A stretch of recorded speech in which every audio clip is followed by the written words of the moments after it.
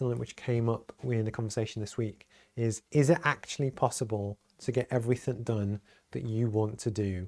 And I'm going to jump onto this one now because I actually think the answer is no.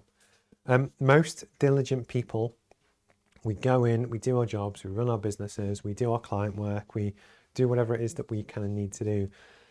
But the truth is, most of us have a task list that is always bigger than actually what we need to do, if that makes sense. So for instance, we only have so many hours in a day. And I've joked with other people how it would be brilliant if you could just pause time, get everything done, then unpause and just carry on. But the truth is, it's just not possible.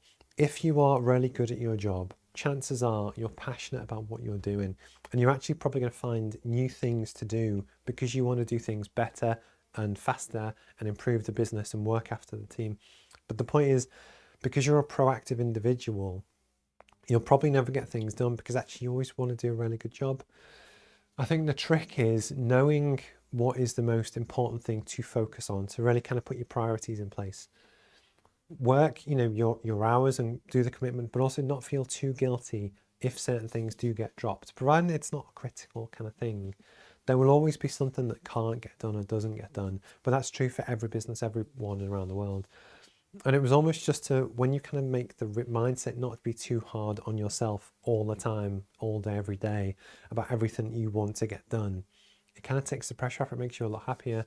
And just to go back to Matt's question from before, one of the things that I've been guilty of is that basically when a client request comes in to do stuff, and bear in mind, because I do stuff 7 days a week for these kind of 4 companies, I always try and do it straight away.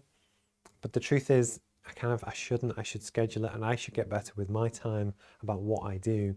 But it's just because I want to do a good job. And in theory, it's only when people take really great pride in what they do does actually you suffer the most because you care the most. That's where someone that actually doesn't really give a shit about what they're doing or about the client's business or whatever probably doesn't care if they don't get stuff done as long as they get paid.